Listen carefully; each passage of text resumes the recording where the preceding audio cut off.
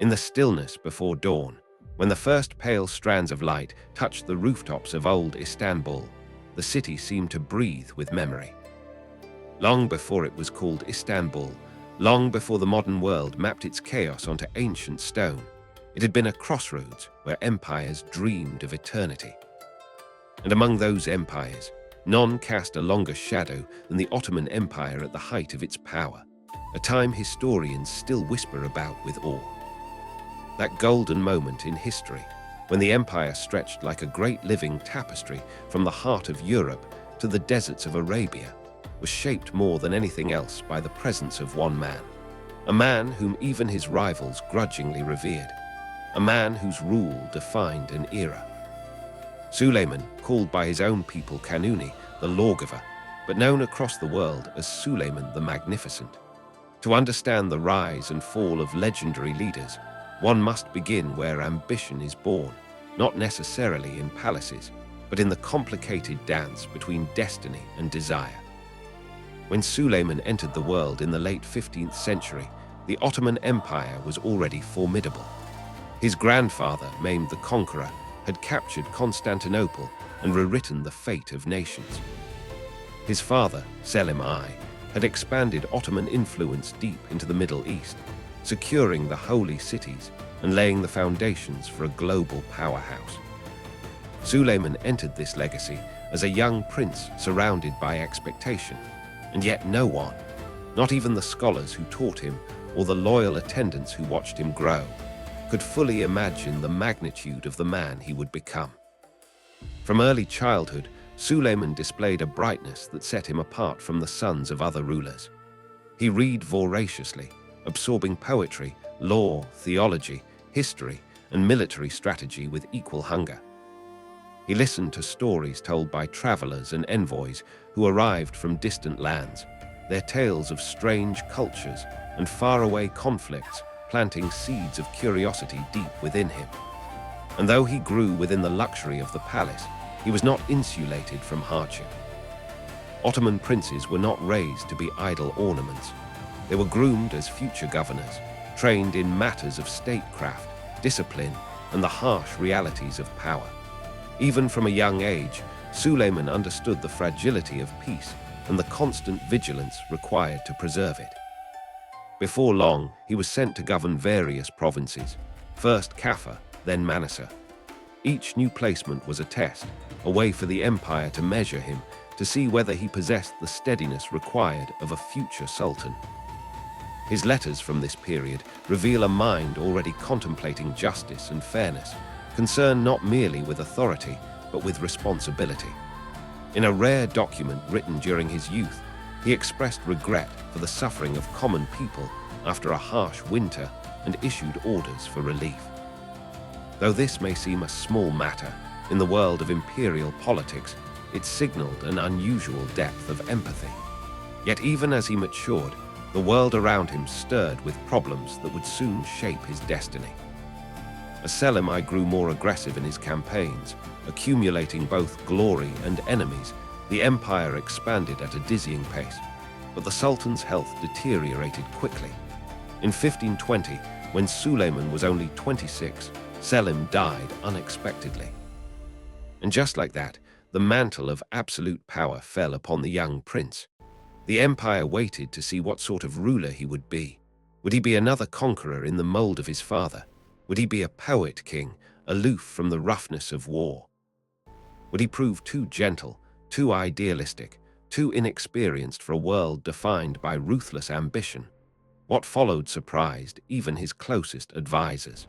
In the early days of his reign, Suleiman moved with quiet yet decisive authority.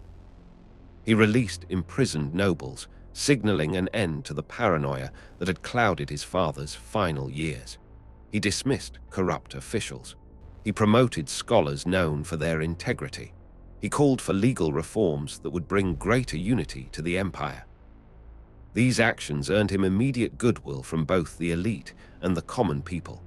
It was during this time that chroniclers began using words like promising, just, wise, a constellation of qualities that hinted at the greatness to come. And greatness did come, though not without resistance. In 1521, Only months after ascending to the throne, Suleiman embarked on his first major campaign, the Siege of Belgrade.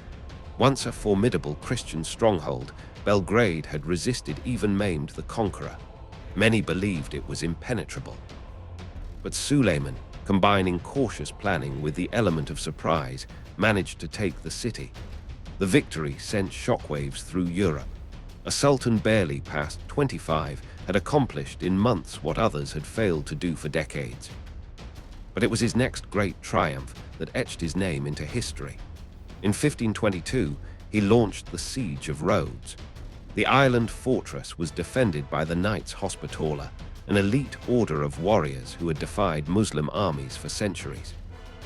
The siege dragged on for months, testing the endurance of both sides.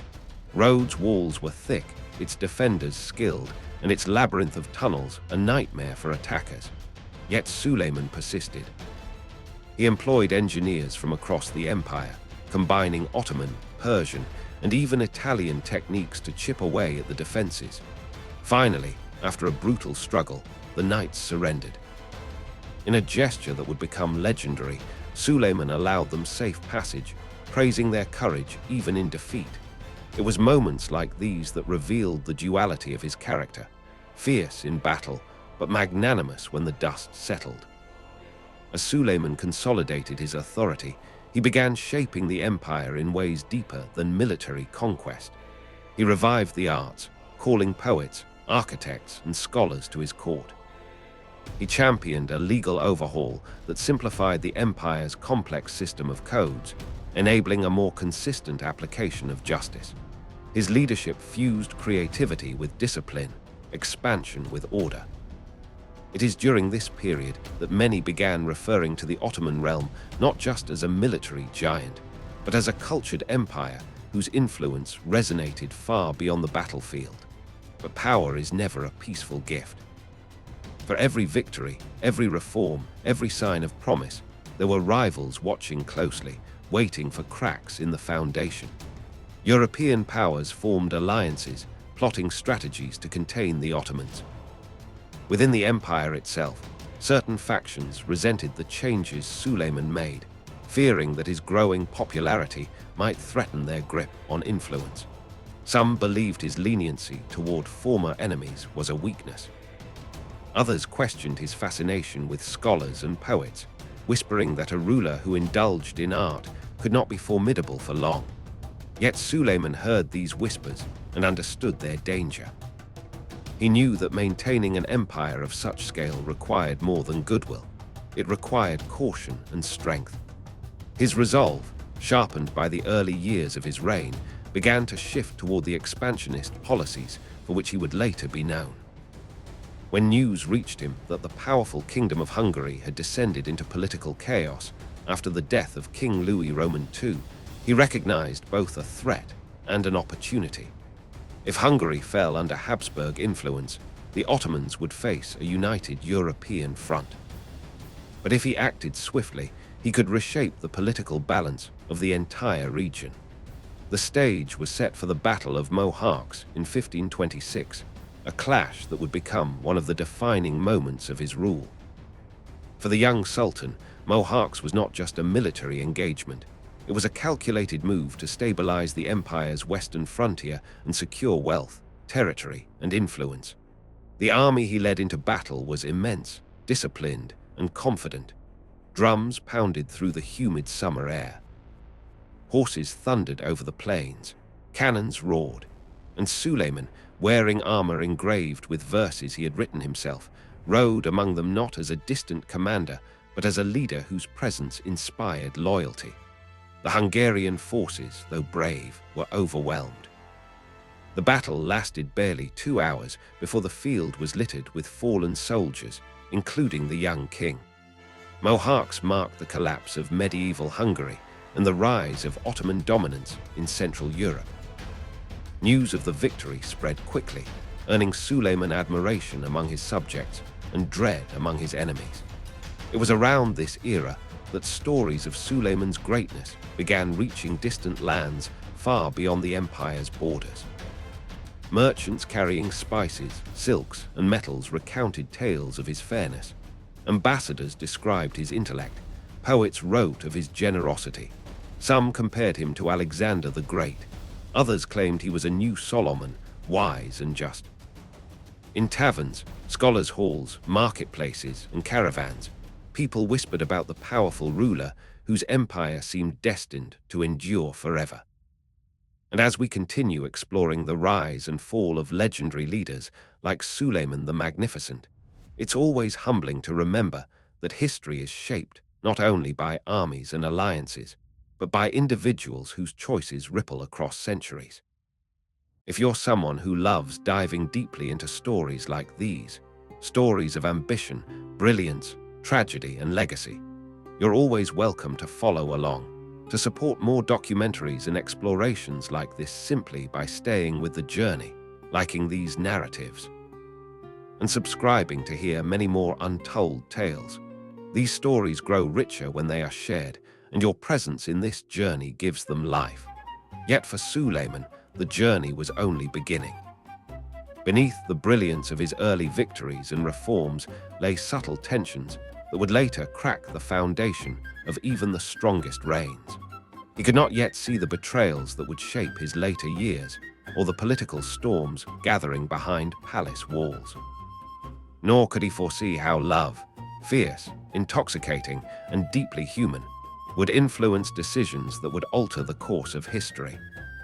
But that part of his story, the part where the magnificent rises even higher and begins, unknowingly, the long descent every empire must one day face, belongs to the next chapter of this journey. The years that followed the Battle of Mohacs marked a turning point not only for Suleiman, but for the entire Ottoman Empire, and historians still debate whether the rise that characterized his early reign was already, in subtle ways, beginning to carry the seeds of the fall. Yet in the moment, as the young sultan surveyed a landscape reshaped by his victories, there was little hint of decline. The empire appeared unstoppable. Its armies were feared, its wealth immense, and its ruler admired by subjects and rivals alike. Suleiman himself seemed almost carved from the ideals of kingship: brave, intelligent, cultured, disciplined, and fair. His rise looked linear, inevitable, almost mythic. But empires, like human hearts, are complicated realms. Power expands not only outward but inward, pressing into every corner of a ruler's life: his palace, his relationships, his private fears, his ambitions. Even as Suleiman conquered lands, he started to encounter the struggles that come with maintaining them, struggles that often arise not at the edges of a map, but at its center, within court politics, loyalty, and the shifting dynamics of trust. After Mohacs, one of the most pressing questions facing Suleiman was the fate of Hungary. With its king dead and its nobility fractured, Hungary became a contested prize between the Ottomans and the Habsburgs. Ferdinand I, the Habsburg claimant, asserted his right to rule, tying the future of the region to a broader conflict between two rising titans: the Ottoman Empire and the Holy Roman Empire. Europe watched anxiously as the two powers wrestled for influence, aware that whichever side prevailed would shape the fate of the continent for generations. Suleiman chose to support a Hungarian noble, John Zapalier, as a vassal king under Ottoman oversight, believing this arrangement would maintain stability while keeping Habsburg ambition at bay. But the Habsburgs refused to accept this outcome, and soon the conflict deepened into a long, grinding rivalry that would outlast Suleiman himself. For now, however, Suleiman embraced the challenge. The young sultan still saw himself as the destined arbiter of world affairs, and every external threat only sharpened his determination to cement the empire's power. It was during this period that Suleiman began to form one of the most important relationships of his reign: the bond between himself and his Grand Vizier, Ibrahim Pasha. The two men had known each other since youth, and Ibrahim, who rose from slavery within the palace to become Suleiman's trusted second-in-command, possessed a sharp mind, political grace, and a rare ability to communicate with the Sultan openly.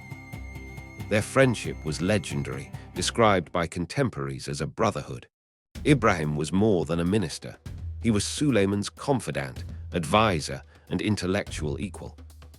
Together, they navigated early challenges of administration and diplomacy, expanding the empire's influence through negotiation as much as conquest. The presence of Ibrahim Pasha helped Suleiman channel his ambitions more clearly, and the empire benefited from the harmony between them. But harmony at the top of a great empire often stirs envy below. Many officials feared the power Ibrahim accumulated. Some whispered that no slave, no matter how brilliant, should hold such authority. Others believed Ibrahim's influence over the Sultan was too great, nearly dangerous. Yet Suleiman, for now, trusted him wholeheartedly. While diplomatic maneuverings continued in Europe, tensions also simmered in the Mediterranean. The Ottoman Empire, with its vast coastline and maritime tradition, sought to dominate the sea as decisively as it controlled the land. Yet the Mediterranean was no quieter than the European plains. Here, two powerful forces clashed for supremacy: the Venetian Republic, the Papal States, the Spanish Crown, and dozens of smaller seafaring powers, all competing to control trade and security along crucial sea routes. Into this tumult entered Hayreddin Barbarossa, the famed corsair and admiral whose name sent ripples of fear across the coasts of southern Europe. Charismatic and ruthless, Barbarossa had built his reputation long before aligning with the Ottomans. But under Suleiman's patronage, he transformed the empire's navy into a formidable weapon. Their partnership ultimately shifted the balance of naval power, setting the stage for later confrontations that would define the maritime struggle of the 16th century. And yet, for all his military victories and political strategies, the story of Suleiman cannot be understood without speaking of a force far more intimate than armies or fleets. For in the midst of campaigns, treaties, and reforms, something unexpected happened, something profoundly human. The Sultan fell in love. Her name was Hurrem, though Europe came to know her as Roxolana. She arrived not as a noblewoman or diplomat, but as a slave brought into the palace harem, a young woman from the Ruthenian lands with striking intelligence and an unusual presence. At first, she was just another concubine in a palace filled with intrigue, beauty, and competition. But Hurrem was unlike the others. She possessed a sharp wit, an ability to read people with unsettling precision, and a resolve that matched any statesman in the empire. Suleiman noticed her almost immediately, captivated first by her charm, then by her personality, and ultimately by her loyalty and companionship. The love between Suleiman and Hurrem would become one of the most discussed and debated aspects of his reign. The Sultan broke centuries of Ottoman tradition by freeing her and later making her his legal wife. This scandalized some factions of the court and delighted others. No sultan before him had married a concubine in such a formal way. Hurrem's new status shifted the palace's political balance, especially in the harem, where roles and hierarchies were suddenly shaken. Hurrem's influence grew steadily, earning her friends and enemies in equal measure. Many historians argue that Suleiman's devotion to Hurrem eventually clouded his judgment in certain matters, particularly those involving succession. But at this point in his life, the relationship seemed only to strengthen him. Hurrem became his confidant, his companion in private reflection, and even his partner in discussing state affairs, though never officially. Suleiman wrote poetry inspired by her, using metaphors of light, gardens, and divine love to capture emotions he rarely displayed publicly. His writings reveal a man capable of deep feeling, someone whose inner life was richer and more complex than the image presented in courts and battlefields. If one wishes to understand why the rise of a leader so often contains the first threads of a fall, one must look at the nature of power itself. It expands, but it also binds. It empowers, but it entangles. As Suleiman's personal relationships deepened, they intersected with politics in increasingly complicated ways. Hurrem's presence in his life would eventually clash with existing structures of palace power, particularly with the role of the Valide Sultan, the Sultan's mother, and with the established pathways for princely succession. Yet during these early years, the bond between Suleiman and Hurrem only seemed to amplify the sense of glory surrounding his reign. This was the period when the empire achieved breathtaking cultural heights. Suleiman commissioned grand architectural projects, including mosques, bridges, hospitals, and schools. This era paved the way for the later work of Mimar Sinan, the architectural genius who would become the Ottoman Empire's Michelangelo. Under Suleiman, the arts blossomed. Miniature painting, poetry, music, and craftsmanship thrived. The empire was not just powerful, it was radiant. Still, the rise of a leader is always watched with suspicion by those whose influence may diminish as he grows. In Europe, the Habsburgs rallied to respond. Charles V and Ferdinand I sought to consolidate their forces. Alliances were formed among Christian powers who feared Ottoman expansion more than they distrusted one another. Plans were drafted to resist further encroachment into Europe, to fortify cities, and to coordinate defenses. Suleiman's ambition was not deterred.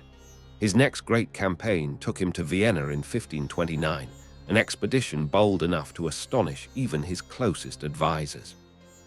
The journey was brutal, plagued by unseasonably heavy rains that turned roads into rivers of mud and slowed his vast army. Supplies dwindled, horses perished, soldiers suffered illness and exhaustion. But the Sultan pressed on, convinced the moment was critical, that the capture of Vienna would cement the empire's dominance over Europe. The siege of Vienna was fierce, but ultimately unsuccessful. The city's defenses proved stronger than expected, and the weather worked against the Ottomans. Suleiman was forced to retreat. Though not a catastrophic defeat, the failure marked a rare moment in his early reign when ambition exceeded reality. European powers celebrated the city's survival as a sign that the Ottoman tide could be stopped. Yet even in retreat, the Sultan's prestige remained largely intact. As the empire navigated this period of both triumph and challenge, chroniclers note that Suleiman's personality seemed to grow more layered. He was becoming not just a conqueror or a lawgiver, but a man deeply invested in the narrative of his own reign. His letters and poetry increasingly reflected themes of destiny, justice, and the burdens of leadership. He understood that his image mattered, that future generations would judge him not only by what he won, but by how he governed. This awareness of legacy may be one reason Suleiman continued investing heavily in legal reform.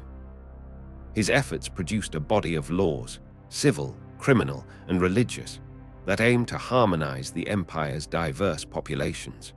These reforms earned him the title Kanuni, the lawgiver, a name that captured the essence of his rule. While Mehmed the Conqueror had reshaped the empire through force, Suleiman reshaped it through structure and reason. But even as he worked to strengthen his empire from within, outside forces continued to challenge its borders. In North Africa, in the Mediterranean, in the Balkans, and in eastern provinces near Persia, conflict simmered. Rival powers sought to undermine Ottoman authority. Rebellions flared. Economic pressures emerged as Europe shifted into new patterns of trade. The more the empire grew, the more it had to manage, and the more delicate its internal balance became. Amid all this, the personal dimension of Suleiman's life never disappeared. His relationship with Hurrem evolved, enriching his private world while complicating his public responsibilities.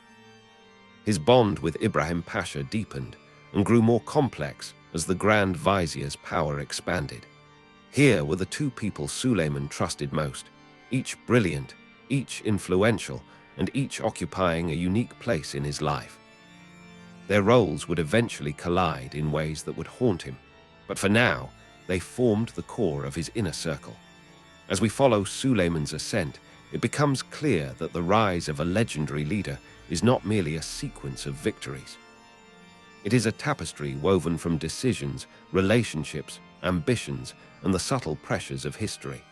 And as you journey through these stories, this sweeping saga of power, passion, and the inevitable shadow cast by greatness. It's worth remembering that we explore them together. If tales like these captivate you, if you find value in tracing the arcs of empires and the lives of the people who shaped them, you're always welcome to stay with this series, support more narratives, and join the growing community that enjoys these deep-dive documentary stories. By liking and subscribing to content like this, you help keep these histories alive and bring new ones to the forefront. Suleiman's rise had been remarkable, almost flawless. But soon the forces around him, love, loyalty, ambition, and fear, would begin to twist into patterns he could not fully control. The empire was strong, but strength often conceals fragility, and the higher Suleiman climbed, the more precarious the path beneath him became. The next chapter will dive into the turning point of his reign, the growing tensions between palace factions, the dangerous dance between Ibrahim Pasha and Hurrem, and the choices that would alter the course of the empire forever. The mid-years of Suleiman's reign shimmered with triumph, confidence, and a sense of inevitability, as though fate itself had chosen him to embody the full brilliance of the Ottoman Golden Age. His empire stretched across continents, his armies were unmatched, and his court glowed with artistic and intellectual vitality. But it is often in the moments of greatest radiance that shadows grow the fastest, and for Suleiman, those shadows gathered silently inside the palace walls, not on the outer borders where armies clashed. What began as small, almost invisible tensions would soon harden into fractures that reached every corner of the empire, testing his judgment in ways that no battlefield ever could. At the center of this shifting landscape stood two towering figures: Ibrahim Pasha, the Grand Vizier whose friendship with the Sultan bordered on brotherhood, and Hurrem, the once enslaved woman whose intelligence and devotion had won the heart of the most powerful man in the world. Their presence formed two pillars in Suleiman's life, but pillars need balance, and balance becomes fragile when ambition, affection, loyalty, and suspicion begin to blur together. What started as coexistence slowly became competition, subtle at first, then sharper, then unmistakably dangerous. Yet to understand how this tension took root, one must enter the world of the palace itself, the Topkapi Palace, not simply a residence, but a universe contained within walls of marble, tile, and cedar. Each corridor whispered secrets. Each courtyard played host to ambitions carefully cloaked in courtesy. Eunuchs guarded doors that led to rooms where decisive words were exchanged in whispers. Servants moved silently, observing everything and speaking nothing. Ministers of state passed through chambers adorned with silks and jewels, where the Sultan signed decrees that could lift a man to glory or plunge him into ruin. The palace was a sanctuary, a fortress, a labyrinth, and a mirror of the empire's soul. This world operated on ritual and hierarchy. And nowhere was that more evident than in the harem, a place widely misunderstood by outsiders. The harem was not simply a place of beauty and elegance. It was a political arena filled with women who exercised influence through networks, alliances, and maternal authority. The Valide Sultan, Suleiman's mother, had once been the unchallenged center of this structure. Her role was unquestioned. She guided the harem, advised the Sultan, and safeguarded the future of the dynasty. But with her decline in health and eventual passing, a vacuum formed, one that Hurrem was ambitious enough, capable enough, and determined enough to fill. Hurrem understood the palace as few others did. She learned who controlled information, who shaped opinions, who carried influence behind the scenes. She forged alliances with key figures, including the chief eunuch who oversaw the harem and several influential court officials. Her letters reveal a mind always at work, thinking several steps ahead, anticipating dangers and opportunities alike. She was not merely Suleiman's beloved. She was becoming a political actor, someone capable of shaping decisions that affected millions. Ibrahim Pasha, meanwhile, moved in an entirely different sphere, the sphere of statecraft. His charm, intelligence, and diplomatic talent had earned him admiration not only within the empire, but across Europe. Ambassadors wrote about him with fascination, describing him as a man of refined manners, brilliant strategy, and immense authority. To many foreign dignitaries, Ibrahim seemed almost a second sultan, and that increasingly became the problem. For years, Suleiman saw Ibrahim as an extension of himself, a loyal counterpart whose talents amplified the empire's strength. But as Ibrahim's titles grew, as his estates expanded, as his name echoed more and more in diplomatic circles, a whisper began circulating through the palace. Ibrahim is too powerful. It began as a murmur, then repeated itself in private conversations. Then grew louder, until the suggestion hung in the air like a question that everyone asked, but no one dared answer. What happens when a ruler's second-in-command becomes so influential that his authority begins to cast a shadow over the throne itself? Hurrem saw the danger more clearly than most. She knew that power rarely exists in peaceful balance. She recognized that Ibrahim's closeness to Suleiman, once harmless, was becoming a vulnerability. The Grand Vizier was confident, perhaps too confident. He spoke to ambassadors as though he were a sovereign. He commissioned palaces that rivaled the Sultan's. He signed treaties with a flourish that suggested personal pride rather than humble service. To the outside world, these might appear minor expressions of authority, but to the intricate machinery of palace politics, they were warning signs. Ibrahim himself seemed unaware, or perhaps unwilling to see, how deeply his behavior troubled those around him. His loyalty to Suleiman was genuine, but loyalty sometimes makes people blind to appearances. He trusted in their friendship so completely that he failed to adjust his public image in ways that would ease the growing tensions. Hurrem, on the other hand, adjusted constantly, shaping her influence with precision, careful never to overstep. Where Ibrahim walked boldly, she moved strategically. The friction between them intensified when the question of succession emerged. Ottoman succession was notoriously dangerous. Princes, once they reached maturity, were sent to govern provinces, gaining experience while also competing for influence among the elite. The empire had no system of primogeniture. Any of a sultan's sons could be chosen as heir. This meant that the mothers of princes, usually concubines elevated to positions of power, fought fiercely for their children's futures. Hurrem was determined to see one of her sons succeed Suleiman.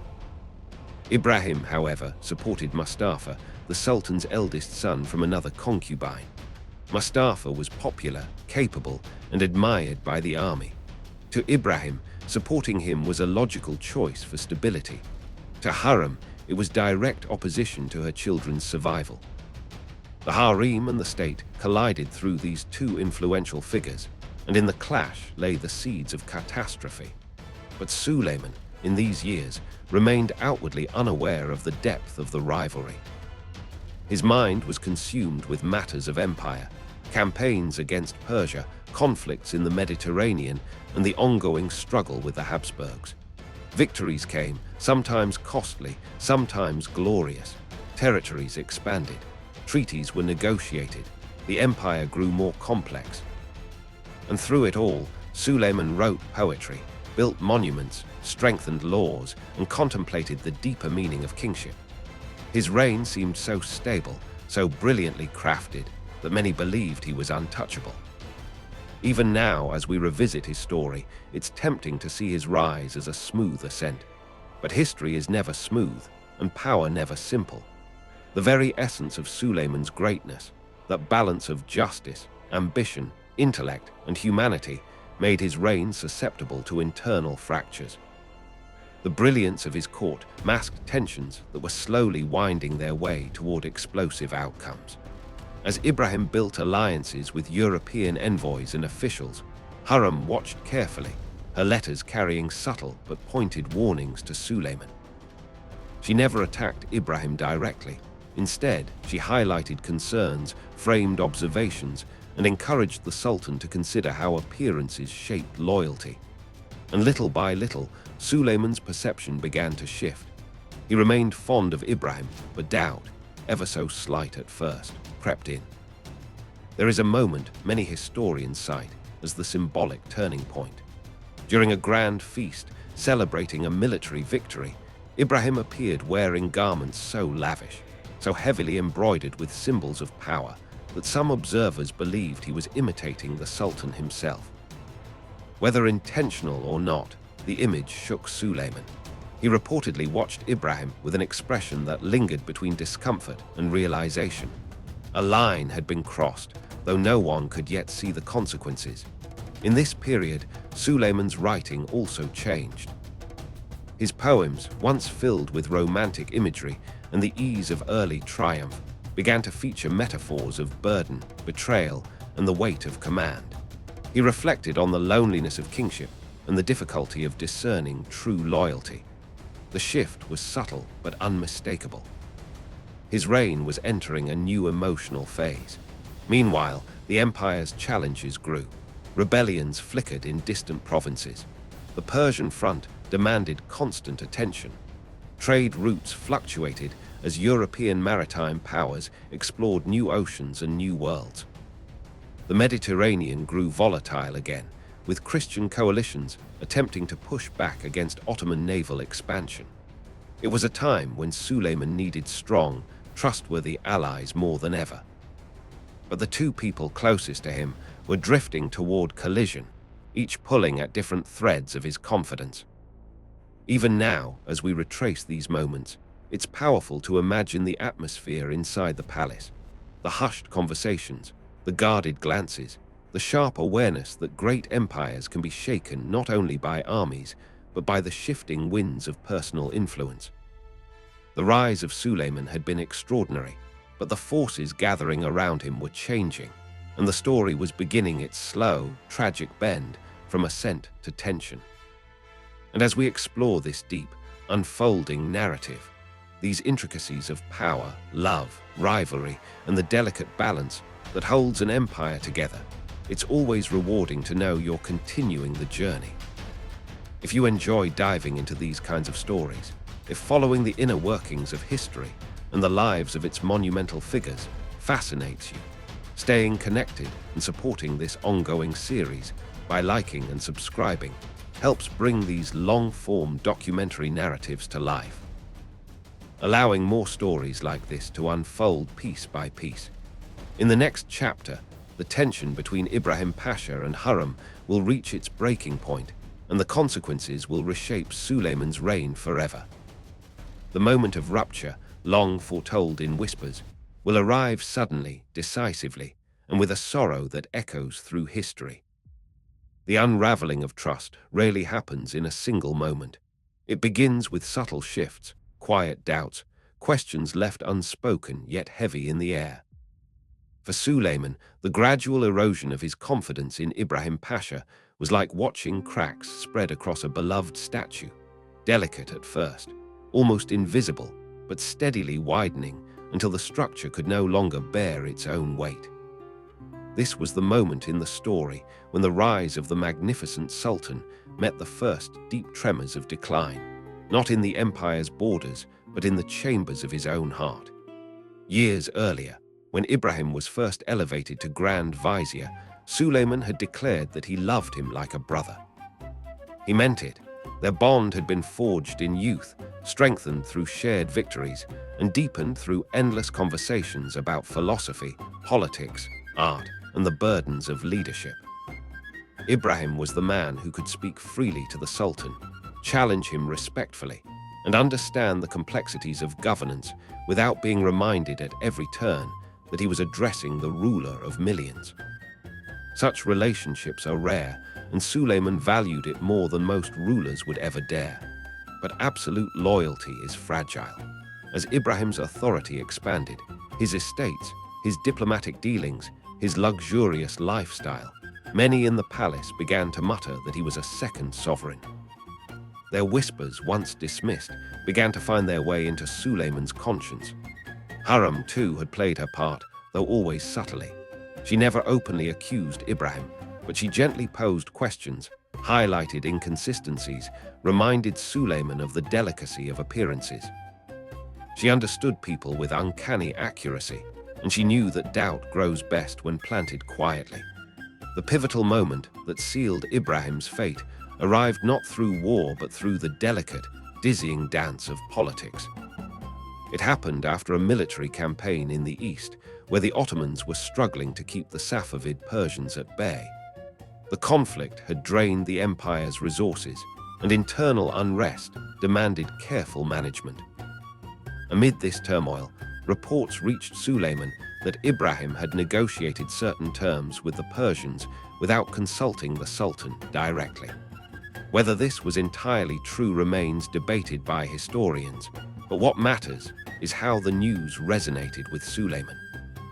To the Sultan, it seemed like a potential breach of trust, evidence that Ibrahim was beginning to act as though he were equal to the throne. Worse still, Ibrahim had recently begun using titles that bordered on the regal. He styled himself Serasker Sultan, a designation that, while perhaps meant to honor Suleiman, created widespread confusion. Some took it as arrogance, others as a sign that Ibrahim was positioning himself for even greater authority. For Suleiman, already uneasy, already absorbing Hurrem's careful warnings, this was the tipping point. But even then, the Sultan hesitated. Friendship does not die easily. His emotions were tangled, divided between love and duty, memory and responsibility. The empire needed stability, and removing a Grand Vizier as powerful as Ibrahim could ignite chaos. Yet allowing him to continue unchecked could threaten the very structure of the state. Suleiman prayed, reflected, read poetry late into the night, searching for clarity. In the end, the decision came with heavy sorrow. On a quiet night in 1536, after a lavish dinner shared with the Sultan, a dinner marked by laughter, warmth, and the haunting sense of finality, Ibrahim was summoned to his quarters. There, elite guards entered and carried out the Sultan's order. By morning, Ibrahim Pasha, once the most powerful man in the empire after Suleiman himself, was dead. The shock reverberated across the palace, across the empire, across Europe. Those who had envied him now trembled, realizing how swiftly fortune could turn. Those who loved him mourned in terrified silence, aware that grief could be dangerous if expressed too openly. Foreign ambassadors wrote in disbelief, reporting that the Grand Vizier who had commanded armies, negotiated treaties, and dazzled courts with his brilliance had vanished overnight. And Suleiman, the Sultan, retreated into himself. His poems from this period reveal a man wounded, grieving, haunted by his own decision. He described loss in metaphors of storms and broken wings, writing with the tenderness of a lover and the sorrow of a king. He had done what he believed necessary for the empire, but necessity is a cold comfort when weighed against friendship. The removal of Ibrahim marked a turning point in Suleiman's reign. Though he remained powerful, decisive, and respected, something within him had shifted. Those closest to him noticed a growing seriousness, a heaviness that did not exist before. He smiled less. He delegated less. He guarded his thoughts more carefully. Trust, once abundant in his early years, became something he offered sparingly. With Ibrahim gone, Hurrem's influence increased significantly. She had never sought power for herself. Her ambition lay in securing the future of her children, particularly the succession of one of her sons. Her role in Ibrahim's downfall, however indirect, did not go unnoticed. Supporters of Mustafa, the Sultan's eldest son, viewed her with growing suspicion, believing she sought to eliminate all obstacles to her children's ascent. And perhaps she did. In the world of palace politics, maternal ambition was not simply a desire, but a survival strategy. Meanwhile, the empire continued to move forward. Suleiman appointed a new Grand Vizier, but none would ever occupy the place Ibrahim once held in his heart. Military campaigns resumed. Treaties were signed. Architectural works expanded, laying the foundations for the masterpieces that would define Ottoman culture for centuries. The empire was still strong, still feared, still admired. Yet beneath the accomplishments, Fault lines were widening. The death of Ibrahim had created more than a vacancy. It had created a ripple in the equilibrium of power. Factions within the palace grew bolder. The Janissaries, once singular in loyalty, began forming opinions about succession. Provincial governors aligned themselves with different princes. And Mustafa, already beloved by soldiers and admired by many within the empire, became the center of a silent but escalating storm. He was charismatic, disciplined, and competent, a natural leader in the eyes of the army. But this very competence made him a threat in the eyes of Hurrem and her allies. Rumors spread that Mustafa was corresponding with enemies of the empire, that he aspired to seize power before Suleiman's death, that he harbored rebellious dreams. Whether these rumors were true or engineered remains one of history's great debates. What we know is that they reached the ears of a sultan already sensitive to betrayal after losing Ibrahim. The fall of Ibrahim had taught Suleiman a harsh lesson. Those closest to him could also be the ones who brought the greatest danger. This realization clouded his relationship with Mustafa, a son he had once adored. The two grew distant, their interactions more formal, their exchanges clouded by suspicion. Hurrem's sons, in contrast, became increasingly central to Suleiman's emotional world. In this environment of shifting loyalties, Suleiman continued to lead the empire with brilliance. Yet even as he conquered fortresses, navigated diplomatic challenges, and crafted laws that brought structure to his realm, the greatest threat to his reign was not a foreign enemy. It was the looming conflict between father and son. The tragedy on the horizon was not yet visible to the public, but within the palace, the tension was palpable. And as we step back and witness this chapter in the rise and fall of a legendary leader, it becomes clear that power at this scale is not a blessing but a burden. Suleiman's achievements were monumental, but they carried immense emotional cost. Leadership exacts a toll that few can withstand, and even fewer can survive unscarred. Stories like these remind us that history is not shaped solely by battles or laws, but by the human heart, its hopes, fears, loyalties, and the fragile balance it tries to maintain. As we continue exploring this journey through Suleiman's life, it's meaningful to know that you're here following these long-form narratives. If you enjoy deep storytelling like this, tracing every step of a ruler's ascent and decline, your presence supports the creation of more documentary-style journeys. Simply staying with the series, liking the content, and subscribing helps keep these historical stories alive, allowing us to travel together through the echoes of empires. In the next chapter, we will enter the darkest and most tragic chapter of Suleiman's personal life, the path that led to the downfall of Prince Mustafa, the heartbreak that shook the empire, and the irreversible turn that would redefine Suleiman's legacy forever. The tragedy of Prince Mustafa stands as one of the most haunting episodes in the long arc of Suleiman's reign, a moment so heavy with sorrow, suspicion, and irreversible consequence that historians still struggle to untangle truth from rumor, intention from manipulation, duty from heartbreak. It was the kind of tragedy that defines not only a reign but a man, and in the story of legendary leaders, it is often the personal choices, more than the public victories, that shape the final legacy. By the time events began moving toward their inevitable end, the threads had been pulled so tightly that they could no longer be separated. The rise of Suleiman the Magnificent had reached the precipice where the fall would begin. Mustafa, Suleiman's eldest son, had been beloved by the army and respected across the empire. Strong, disciplined, charismatic, and gifted in military leadership, he embodied the ideal of an Ottoman prince. Soldiers adored him. Provincial governors supported him. Many saw in him the future of the empire, perhaps even a ruler who could surpass his father. In another world, in another time, Mustafa might have ascended the throne with ease and brought the empire into a new golden age.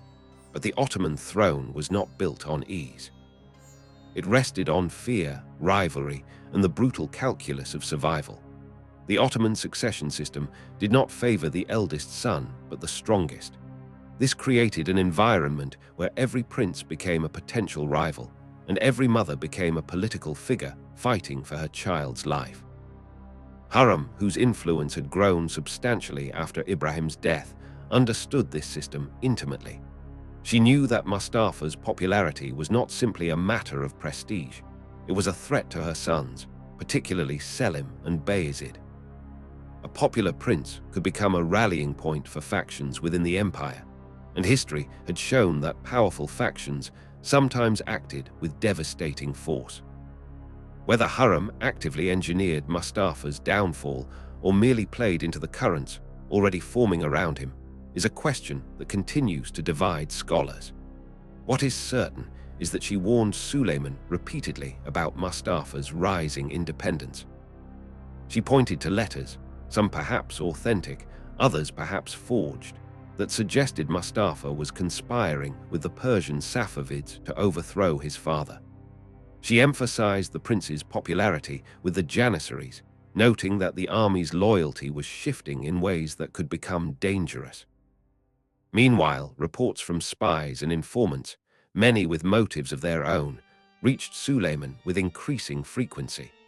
They spoke of Mustafa forming private alliances, of secret meetings, of the prince considering the throne before his father's death. Whether these reports were true is unclear. Some modern historians believe Mustafa was innocent, a loyal son destroyed by palace intrigue. Others argue that Mustafa, raised in a system that encouraged ambition, may have been preparing for the inevitable struggle ahead. In truth, only Mustafa himself knew his intentions, and when he died, those secrets died with him. Suleiman, for his part, was torn. The memory of Ibrahim's perceived disloyalty still lingered like an old wound. The burden of leadership had made him wary, and the weight of empire left little room for trust. He loved Mustafa, but love cannot always silence fear, especially when the fate of millions rests on a sultan's decisions.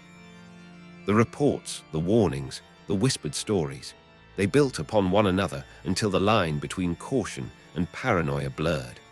The breaking point arrived during the 1553 campaign against Persia. Suleiman had called his sons to join him in the field, a customary act that allowed the Sultan to assess their loyalty and readiness. Mustafa, ever dutiful, obeyed. As he traveled toward his father's camp, rumors circulated that he was bringing supporters with him, perhaps intending to seize the moment and overthrow the Sultan.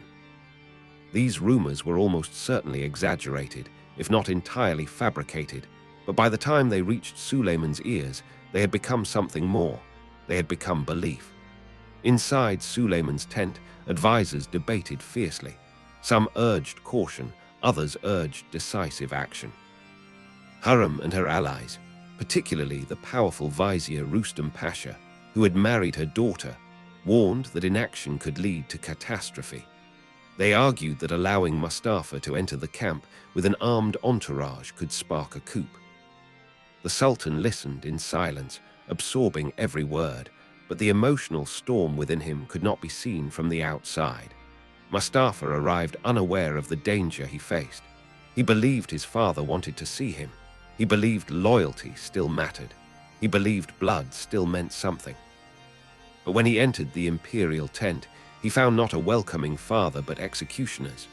In the struggle that followed, Mustafa fought bravely, almost mythically so, fending off his attackers for several moments.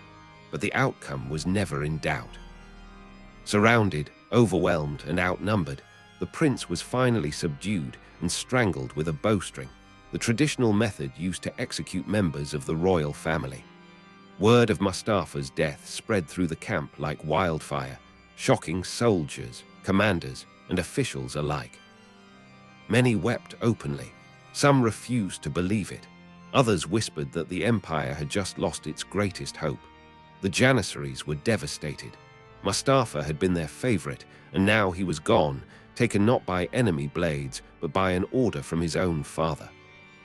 Suleiman did not emerge from his tent for days. When he finally did, Those who saw him remarked that he looked like a man who had aged years in a single night. He had eliminated a perceived threat, but the cost was immeasurable.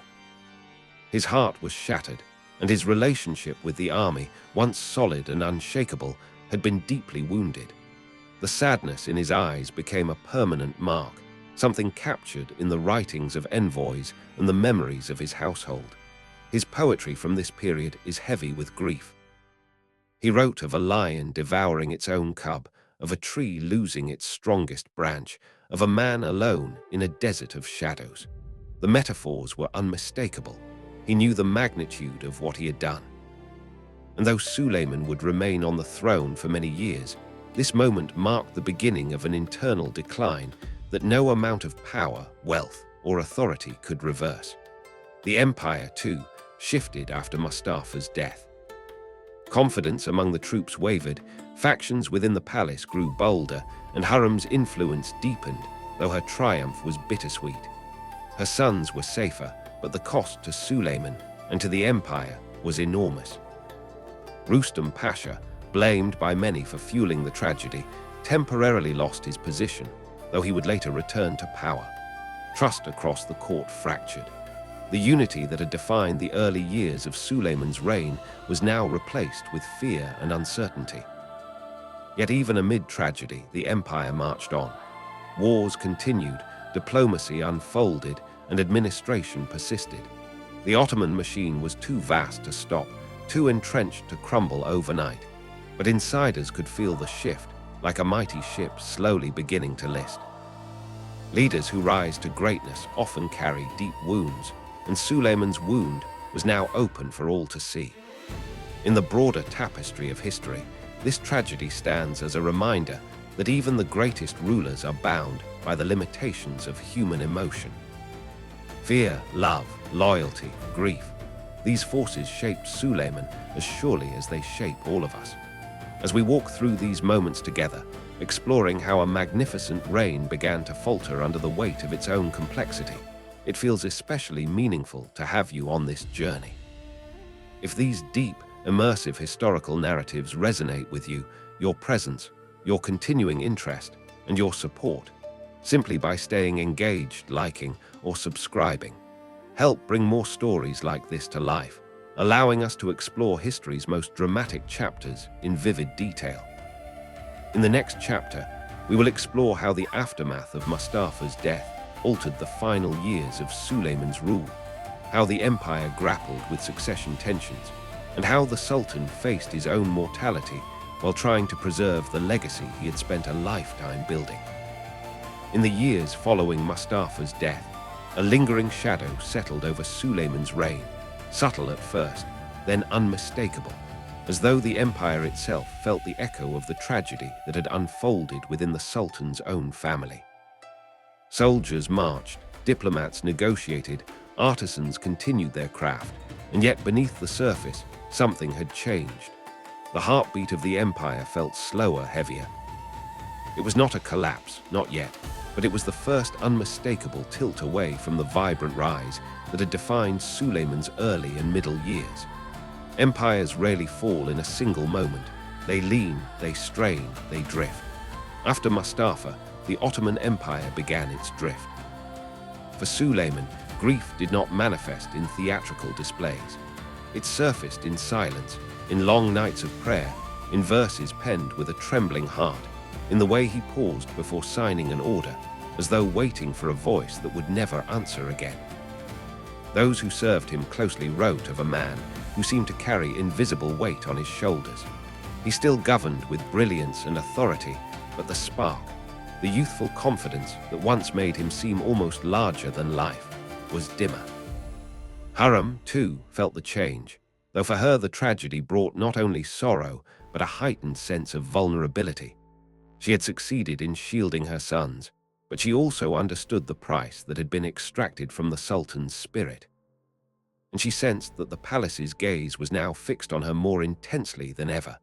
Even those who once supported her looked at her with caution, whispering that a woman's influence had gone too far. In the harem and in the corridors outside it, alliances shifted like sand. Her increasing role in state matters also brought unease among traditionalists. While she never held formal political office, her proximity to the Sultan allowed her counsel to ripple outward in decisions large and small. Letters survive in which she writes to foreign leaders, requests aid for the needy, sponsors architectural projects, and advocates on behalf of families harmed by war. She was not simply Suleiman's wife, she was becoming a figure in the empire's administrative life, something unprecedented for an Ottoman woman. For every admirer who saw compassion in her actions, there were critics who saw ambition. And in a world where perceptions mattered as much as actions, these criticisms hardened into resentment. The question of succession now loomed larger than ever. With Mustafa gone, the path narrowed to two of Hurrem's sons, Selim and Bayezid. Selim, the elder of the two, was gentle, contemplative, and fond of poetry and wine. Bayezid, spirited and ambitious, had charisma reminiscent of Mustafa. The empire watched the two princes grow, uncertain which one Suleiman would favor. And the princes themselves, raised in an environment where competition determined survival, were acutely aware that only one of them could inherit the throne. Bayezid believed, perhaps rightly, that he possessed the stronger claim based on temperament, capability, and public appeal.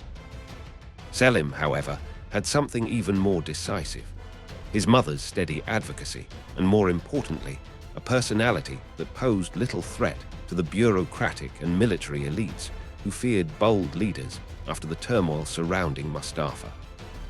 Selim's mild nature made him attractive to those who preferred stability over ambition. These tensions slowly grew into open rivalry.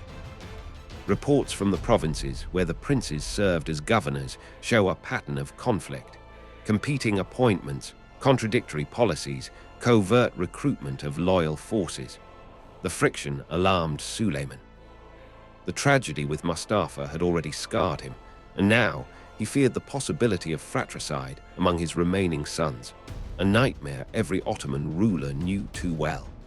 But as internal tensions rose, the empire continued to face external challenges. One of the most significant was the rise of European powers, particularly Spain, whose control over the Mediterranean intensified under King Philip Roman II. The Ottomans and the Spanish Habsburgs clashed repeatedly in North Africa and across the sea, each seeking dominance. Barbarossa's legacy lived on, but the Mediterranean battlefield was changing. European ships grew stronger, cannons more destructive, alliances more intricate. Suleiman responded as he always had, with strategy, diplomacy, and strength, but he was aging.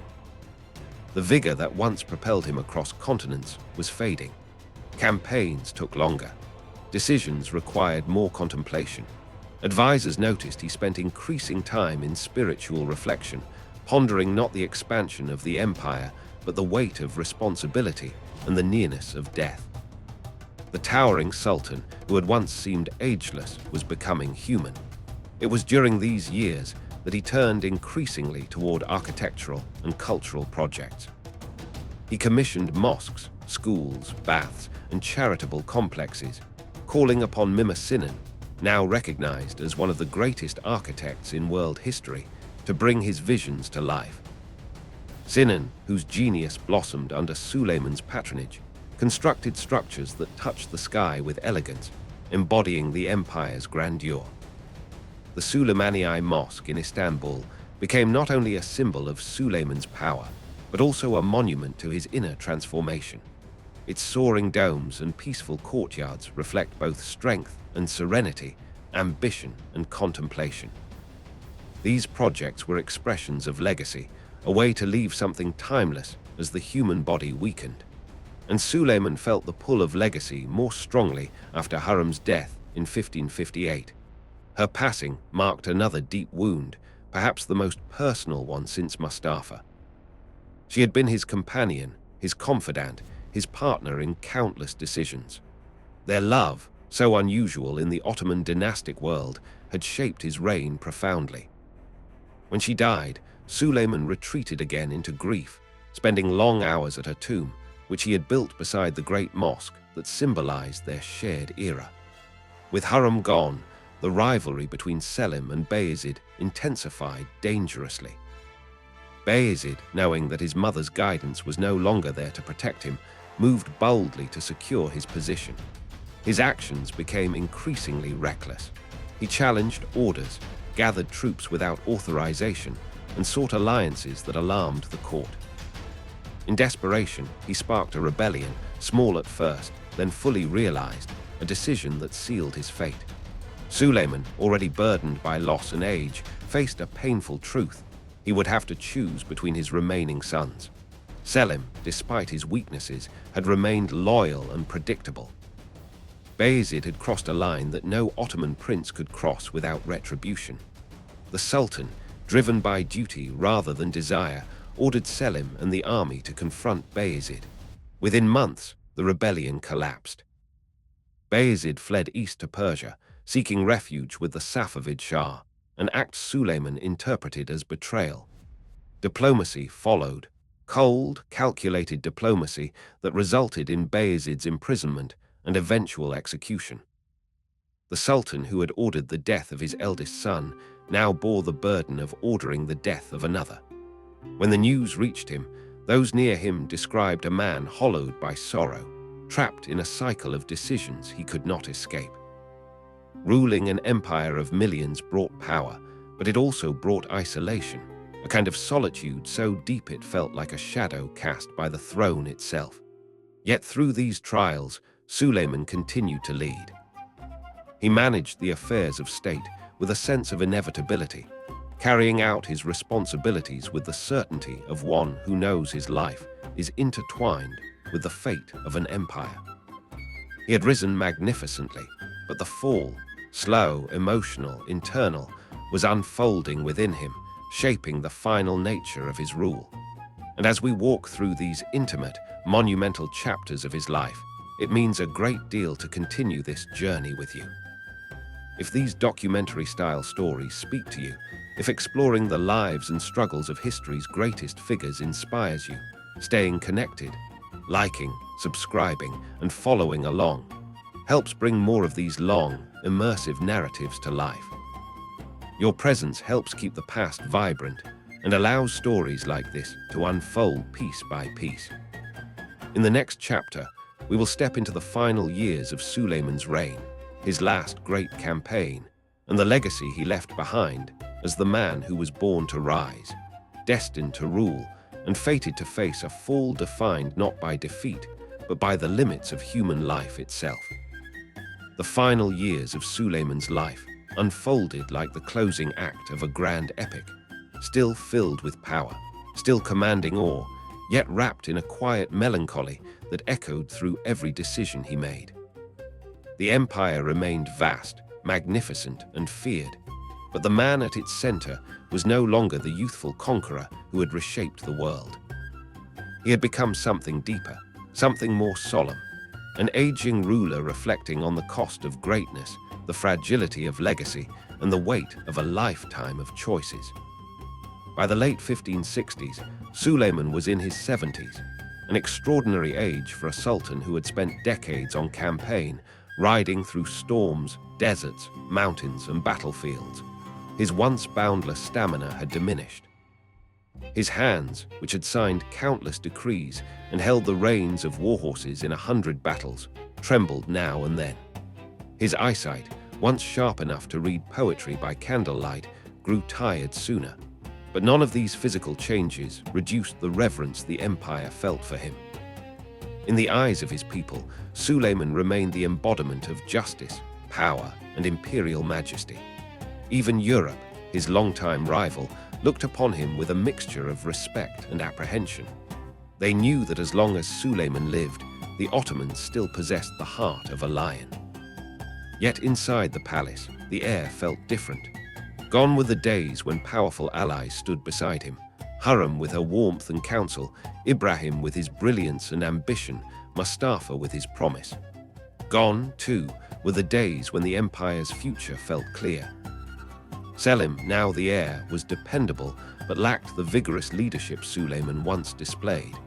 Many within the empire worried silently about what would come after the Sultan's death. The treasury was strained from decades of warfare, the bureaucracy bloated, the janissaries increasingly demanding. The empire remained strong, but cracks had begun to form beneath its glittering surface. As age drew closer, Suleiman turned more frequently toward religion and introspection. He spent long hours in prayer. He wrote poems about mortality, time, and the soul's journey. He visited the tombs of earlier sultans and of Hurrem, lingering there quietly, as though speaking to ghosts only he could hear. His writings from this period reveal a man wrestling with the meaning of power, searching for peace after a lifetime of turmoil. He once wrote that kingship was a crown of thorns as much as gold, and that the weight of the world rested not on the shoulders of armies, but on the conscience of the ruler. Still, he was not ready to surrender to old age. The empire called for leadership, and Suleiman, ever the warrior, answered. In 1566, news came that the Habsburgs had begun strengthening their frontier fortresses, and Hungarian nobility had grown restless. The borderlands, always volatile, were slipping toward rebellion. For the Sultan, the thought of dying in the palace felt wrong. His life had been forged on campaign, and legacy demanded he show the world that the Ottoman Empire still moved at his command. Against the advice of many, including physicians and counselors, Suleiman declared a new military expedition.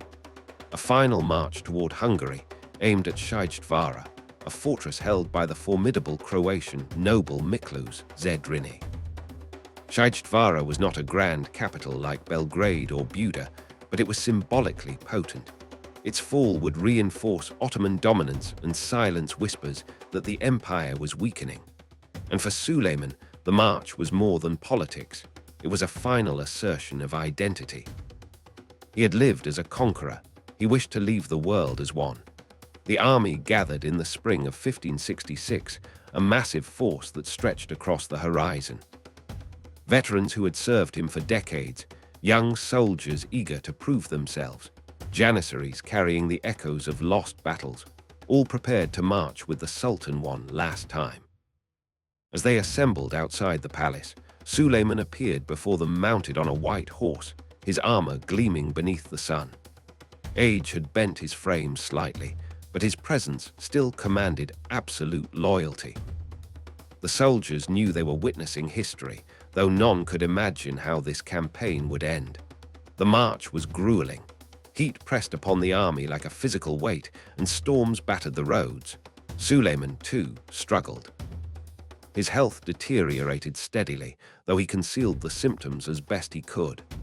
At times, he required aides to steady him as he dismounted. At other moments, he remained inside his tent longer than usual, exhausted by the strain of travel. But each time he emerged, the army erupted in chants, reminding him of the loyalty he had cultivated over a lifetime. When the Ottomans reached Szigetvara, they found a fortress ready to resist with ferocity. Zedrini, knowing he faced overwhelming odds, was determined to fight to the last. The battle that followed was bitter and prolonged, filled with smoke, cannon fire, and relentless assaults. The defenders fought with the desperation of men who understood they were holding back a giant. Zedrini himself led charges with a courage that Ottoman chroniclers later described with admiration. Inside the Sultan's tent, Suleiman listened to reports of the fighting, issued commands, and encouraged his commanders. But his strength continued to drain away. Fever overtook him. He drifted in and out of consciousness. Physicians tried to hide the severity of his condition, but the truth was unmistakable. Suleiman was dying. On the night of September 6, 1566, as the siege neared its climax, Suleiman the Magnificent passed away quietly in his tent. He was surrounded not by fanfare or ceremony, but by a handful of loyal attendants who understood the gravity of their responsibility. They knew that news of his death, if revealed prematurely, could destabilize the army and endanger the empire, and so they concealed it. For days, the army continued fighting, unaware that their sultan was already gone. Orders were issued in his name. Meals were brought to the tent and taken away uneaten. Lamps were kept burning to make it appear he was awake and thinking. Only a small group of trusted officials knew the truth, and they guarded it fiercely. The empire's greatest ruler had died, but his army marched on, driven by the illusion of his presence. When Shajdvara finally fell, its defenders either slain or captured, the fortress's last flames lit the sky as though marking the end of an era. Only then did the truth begin to spread through carefully controlled channels. The Sultan was dead. Shock rippled through the camp. Some soldiers wept. Others stood in stunned silence. Many prayed. They had known he was old, but they had not believed he could fall. For them, Suleiman had been more than a leader. He was a symbol of the empire's very soul. His body was prepared for return to Istanbul, where his legacy would be cemented in stone and memory. Selim, now Selim Roman II, ascended the throne. And with that transition, the empire entered a new chapter, one that historians often describe as the beginning of slow decline. But decline is a broad word, and history rarely fits neatly into such labels. What is true is that the empire after Suleiman lacked his unity of vision, his iron discipline, his balance of justice and ambition. The structures he built endured, but the spirit he infused into them did not. Suleiman's legacy remains vast and contradictory, like all great legacies. He was a conqueror and a lawgiver, a poet and a warrior, a lover and a judge.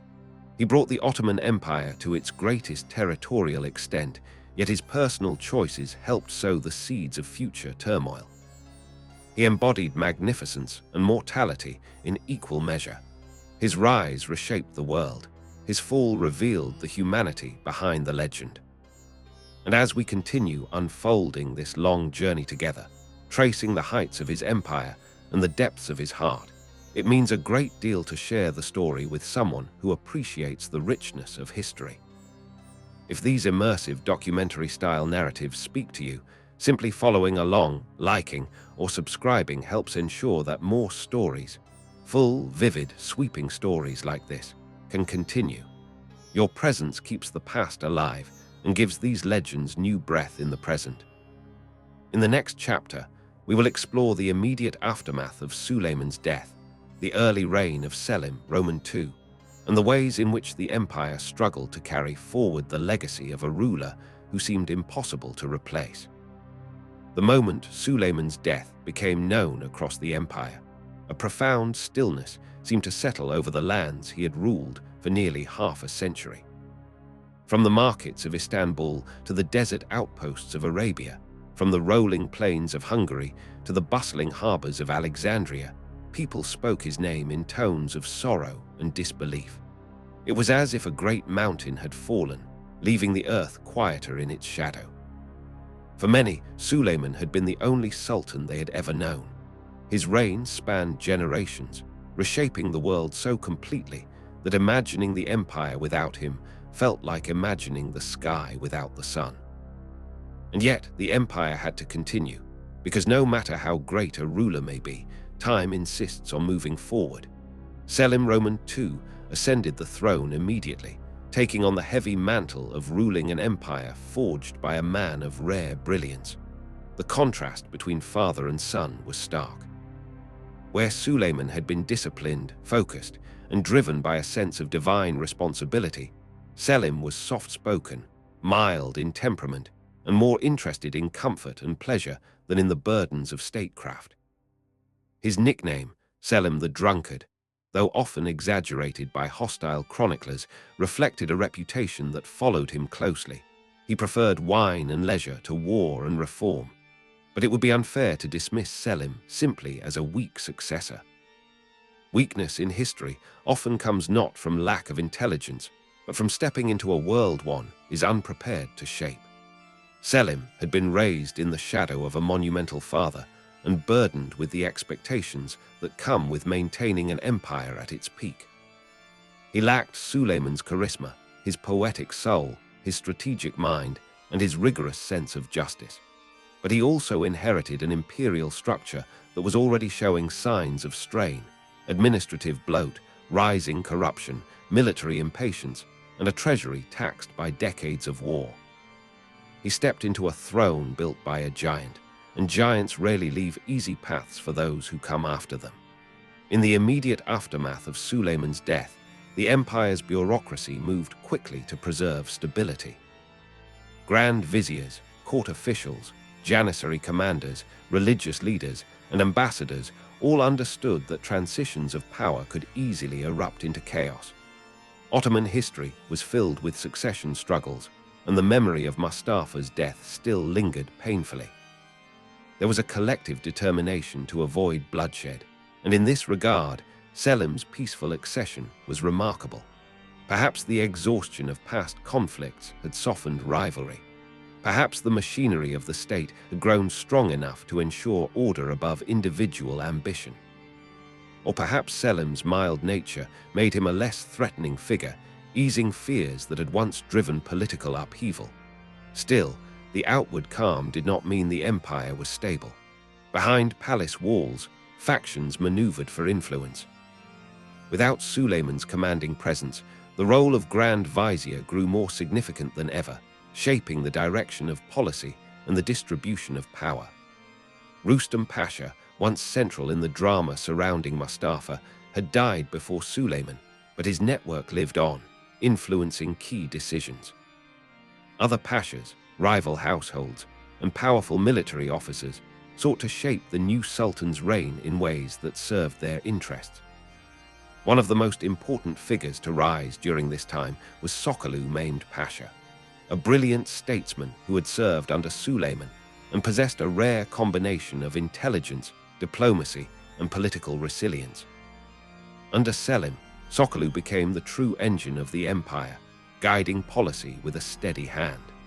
Many historians argue that Selim's reign remained functional largely because Sokollu was capable of directing affairs with a sophistication Selim himself could not muster. Selim, for his part, trusted him deeply, perhaps recognizing his own limitations and allowing a competent vizier to manage the more demanding aspects of governance. Under Sokollu's guidance, the empire maintained stability and even achieved noteworthy successes. The capture of Cyprus from the Venetians in 1571 was a crowning achievement of Selim's rule, fulfilling one of the late Sultan's ambitions and extending Ottoman influence deeper into the Mediterranean. The conquest was swift and decisive, shocking European powers and provoking the formation of the Holy League, a coalition of Catholic states determined to halt Ottoman expansion. This alliance would soon challenge the empire in one of the most famous naval battles in history, the Battle of Lepanto. Lepanto unfolded later that same year. It was a massive clash between the Holy League's fleet and the Ottoman navy. Though the Ottomans fought fiercely, they suffered a devastating defeat, their first major naval loss in over a century. The battle did not destroy Ottoman naval power, but it shattered the illusion of invincibility that had surrounded the empire for generations. Europeans celebrated it as a divine victory. Ottomans absorbed it with grim resolve. And yet, in a testament to the empire's resilience, Sokollu Mehmed Pasha famously remarked afterward that while the Christian states had cut off the Ottomans' beard, the Ottomans had only cut off their opponent's arm, implying that a beard grows back, but an arm does not. The Ottoman navy was rebuilt within a year, larger than before, proving that the empire still possessed formidable strength despite setbacks. But the psychological impact of Lepanto endured, marking a symbolic moment when the tides of Mediterranean power began shifting. Back in Istanbul, Selim spent his days in relative comfort, delegating much of the burden of state to Sokollu. He focused on religious endowments, architecture, and administrative refinements rather than grand conquests. His reign was quieter, more domestic, less defined by the roaring drama that had surrounded Suleiman. Yet even this tranquility carried its risks. Without strong leadership at the top, corruption began to seep more deeply into the bureaucracy.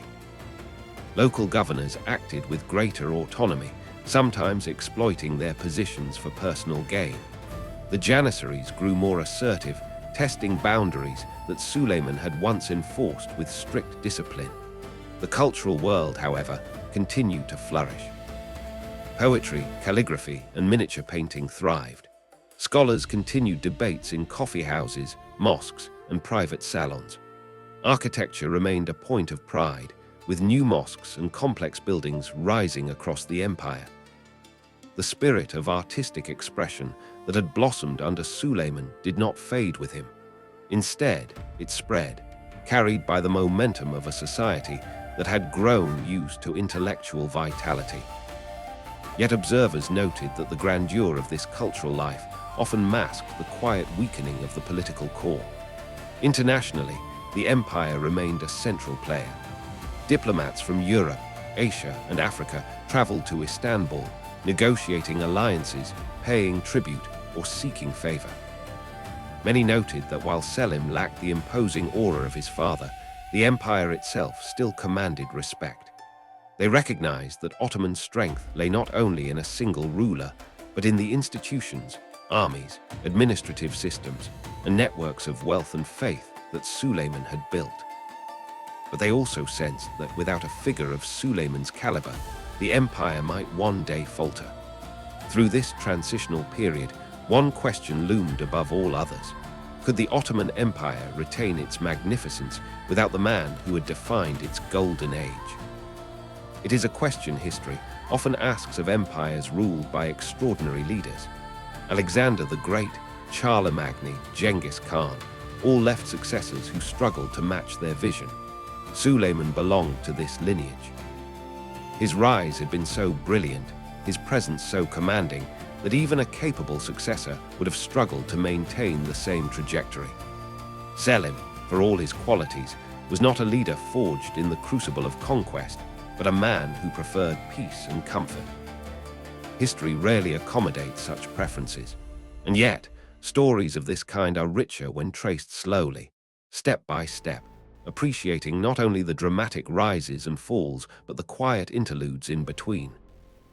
As you follow this journey, from Suleiman's youthful triumphs to the complexities of succession and the empire's transformation, it truly means something to know that you value these deep, immersive narratives. If stories like this one resonate with you, your presence, your support, simply continuing to follow along, liking or subscribing, helps keep these long-form documentary journeys alive. It gives space for more history to unfold, piece by piece, voice by voice, century by century. In the next chapter, we will look closely at the reign of Selim II successor, Murad III, and examine how the empire changed as it moved further from Suleiman's era.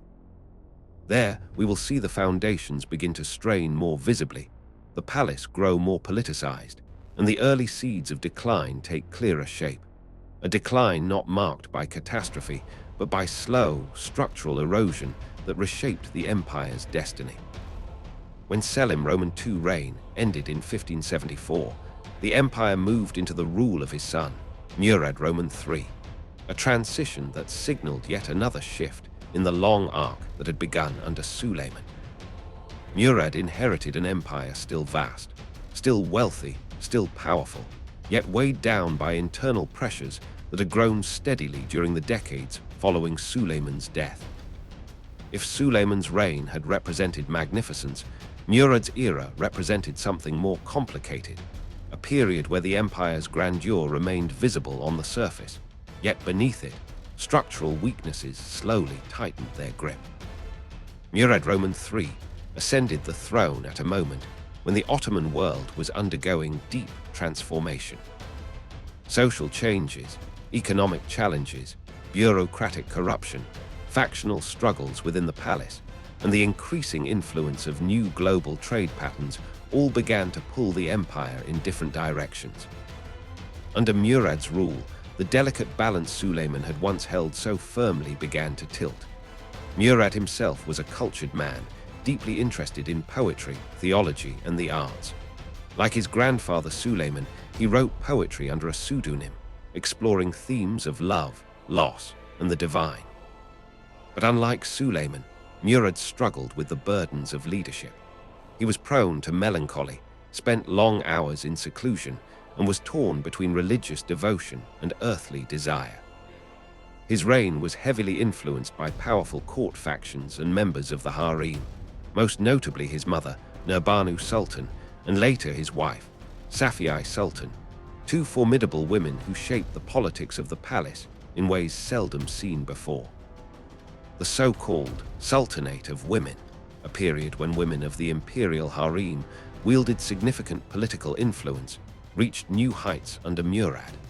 While modern historians debate the accuracy of that term, it is true that the harem became a center of power during this era. Decisions were often influenced by the sultan's mother or consorts, partly because Murad himself preferred the tranquility of the harem chambers to the harsh realities of governance. His seclusion, combined with his emotional temperament, created a power vacuum that others quickly filled. Meanwhile, the empire faced significant challenges. The financial strain caused by constant warfare, inflation triggered by the influx of New World silver into Europe, and the rising demands of the Janissaries placed immense pressure on the treasury. Corruption within the bureaucracy deepened, as officials purchased positions and then used those positions to recover their investment through bribery and exploitation. Provincial governors acted increasingly independent, sometimes ignoring the central authority altogether. The military, once the disciplined and fearsome core of the Ottoman state, began showing signs of restlessness. Janissaries, emboldened by their growing political power, made demands openly, threatening mutiny if they were not met. Although the army remained formidable, the unity and discipline Suleiman had once instilled were fading. Externally, the Ottoman Empire continued to engage in major conflicts. The long Turkish War, fought against the Habsburgs from 1593 to 1606, began during Murad's later years and drained enormous resources. It was an exhausting, drawn-out struggle with no decisive conclusion, symbolic of how Ottoman warfare had changed since Suleiman's era. Gone were the sweeping, decisive campaigns that erased borders and crowned the empire with glory. The new wars were long, costly, and inconclusive, a sign that European military power had grown stronger and that the Ottoman advantage was no longer absolute. But perhaps no challenge was as devastating as the empire's demographic explosion combined with economic instability. The population surged rapidly, creating pressure on food supplies, trade systems, and land distribution. As prices soared and wages stagnated, social unrest spread across the empire. Banditry increased, local uprisings erupted.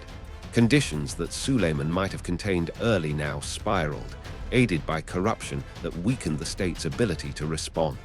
Yet Murad's reign was not without moments of brilliance.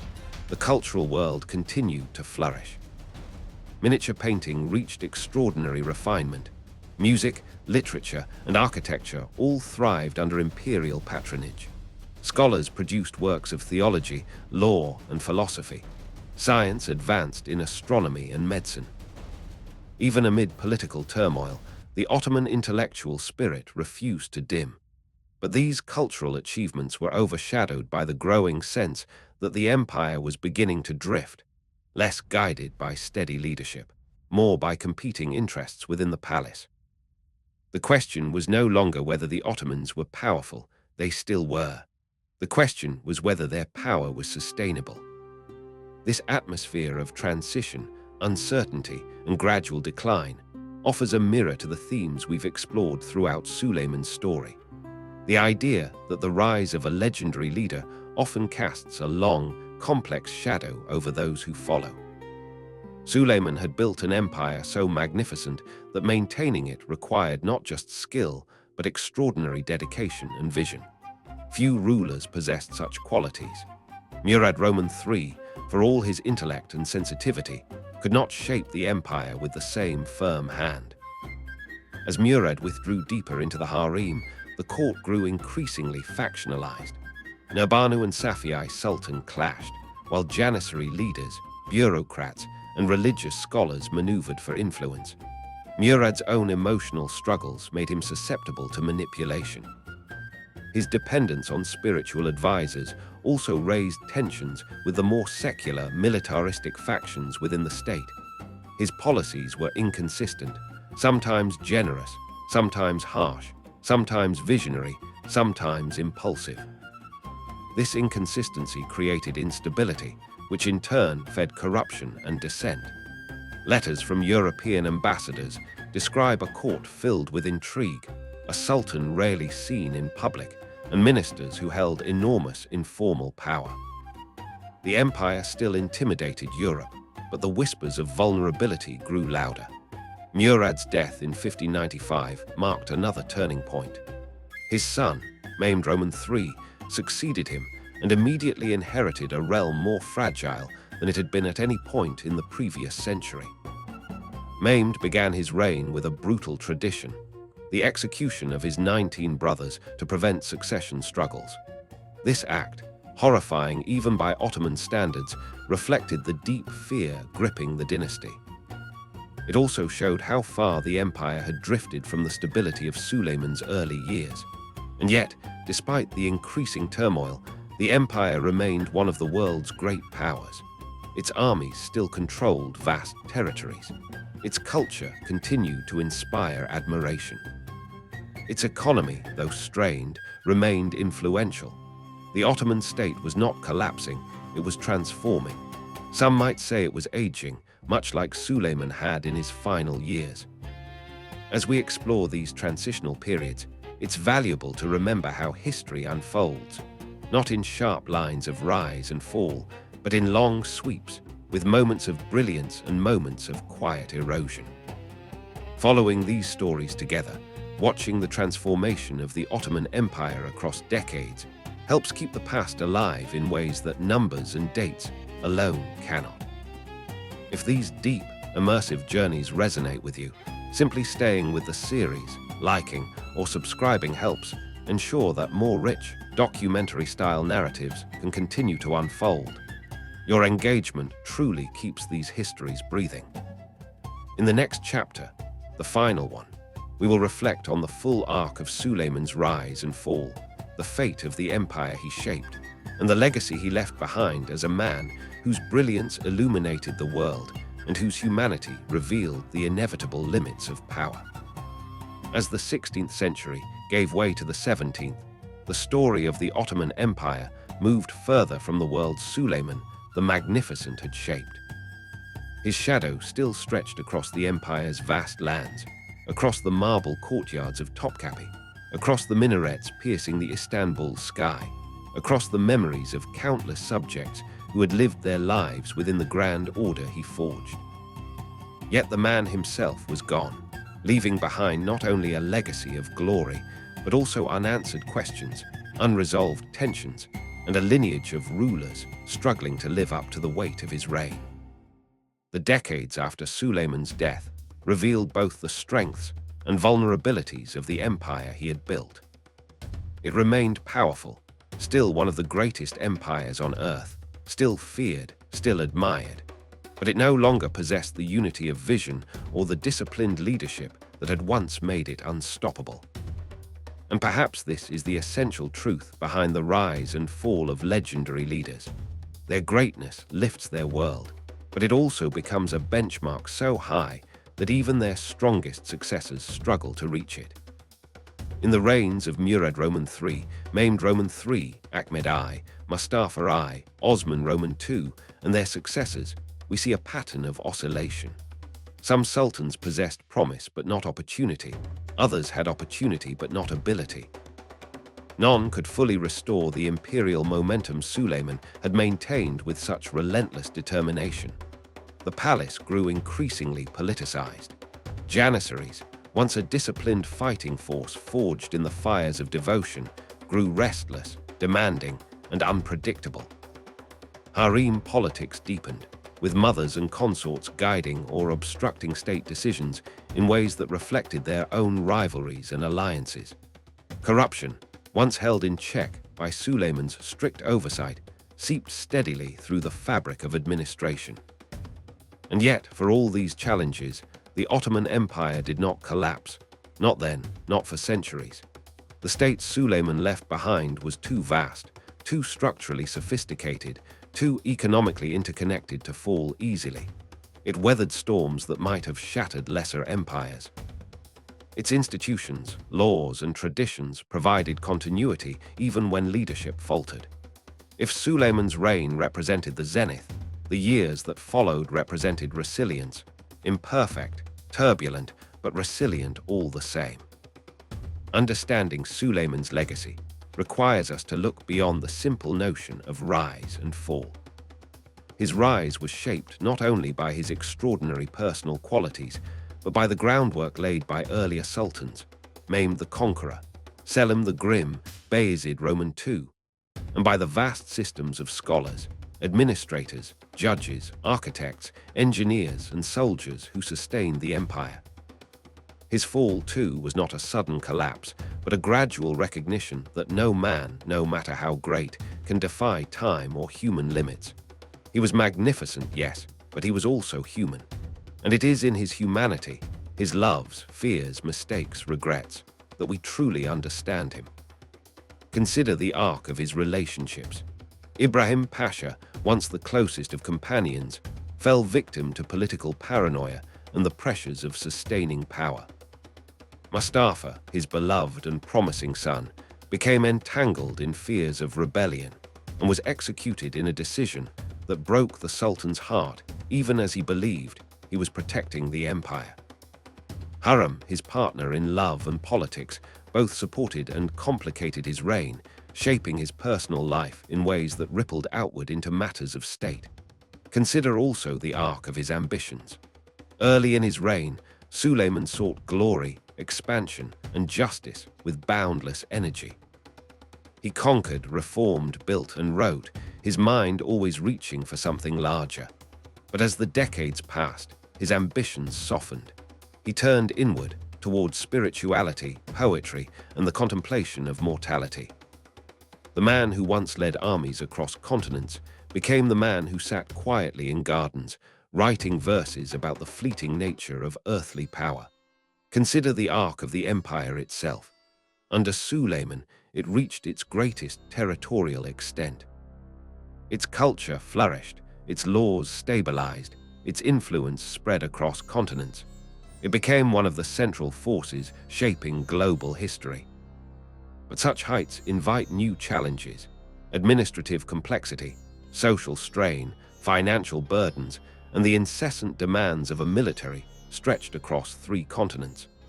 The seeds of future difficulty were not failures of his alone, but the inevitable consequences of ruling an empire so immense.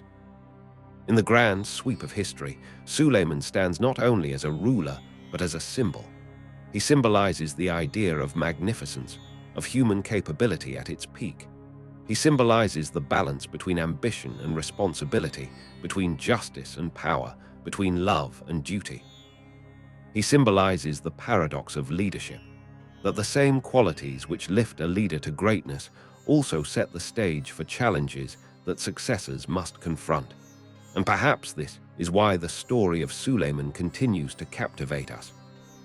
His life embodies the classical arc of tragedy, not because he fell into ruin, but because he achieved so much that even his successes bore hidden costs. His reign was glorious, yet shadowed. His accomplishments were extraordinary, yet incomplete. His world was vast, yet vulnerable. In telling his story across these 10 chapters, we have walked with him from the promise of youth to the burdens of age. We have followed him into battle and into the chambers of the palace. We have witnessed his triumphs and his heartbreaks. We have seen the rise and fall not just of a ruler, but of a human being navigating the immense weight of destiny. And as we reach this final moment in the journey, it's meaningful to reflect on how stories of this scale connect to our own understanding of history. Because history is not simply a list of facts. It is an exploration of people, of the choices they make, the emotions that drive them, the legacies they leave. It allows us to understand the world not as a static timeline, but as a series of lived experiences, full of complexity and contradiction. And sharing these narratives, piece by piece, helps keep them alive. So if you've enjoyed immersing yourself in this story, if traveling through the rise and fall of Suleiman, The Magnificent has pulled you into the depths of a world filled with power, longing, ambition, and consequence. It would be wonderful to continue exploring more histories like this together. Simply by staying with these documentaries, by supporting them, liking, or subscribing, you help keep these long-form journeys alive and open the door to future series that dive just as deeply into the lives of other remarkable leaders, empires, and turning points in human history. Suleiman's story ends with him passing in a battlefield tent, his army outside still fighting in his name, unaware their sultan had slipped from the world. His empire endured long after him, sometimes strong, sometimes strained, sometimes triumphant, sometimes shaken, but always carrying echoes of his reign. His mosque still dominates the Istanbul skyline. His laws influence generations. His poetry still reveals the heart behind the crown. His life remains one of the most compelling chapters in world history. And so, the rise and fall of Suleiman the Magnificent is not merely the story of an empire. It is the story of a man who reached heights few have ever reached, and who faced the same realities all humans face: love, loss, ambition, fear, faith, and the unstoppable passage of time. Thank you for traveling through this journey. If you'd like to continue exploring more stories like these, you know you're always welcome to stay with the series and join for more documentaries, more histories, and more long, immersive narratives to come.